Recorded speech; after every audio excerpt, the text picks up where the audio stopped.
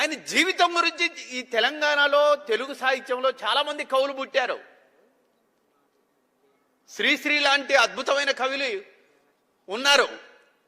కానీ జన జీవితాన్ని చాలా చాలా సూక్ష్మంగా పరిశీలించి రాసిన కవి మాత్రం నాకు చాలా అరుదుగా అవపడతా ఉంటాడు.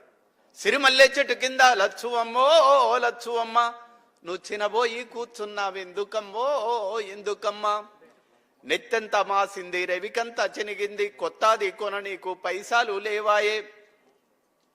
ఈ ఇంత అద్భుతమైన పదజాలము తెలుగు సాహిత్యంలో అంతకుముందు ఎప్పుడు రాలేదు. కానీ గద్దర్ వచ్చిన తర్వాత అద్భుతమైన పాటలు వచ్చాయి.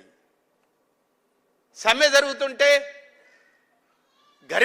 గనిలో వనిలో కార్ఖానాల్లో గర్మీ గురాయిళ్లలో పనిచేసే నాలాంటి వాడు సమ్మె చేస్తున్నప్పుడు చెయ్యి పట్టుకొని నా దగ్గరకు వచ్చి, సమ్మె మన జన్మ కూరన్నా, దీన్ని ఆపే మొనగాడెవ్వడన్నా. అరే ఏం పాటలండి అసలు.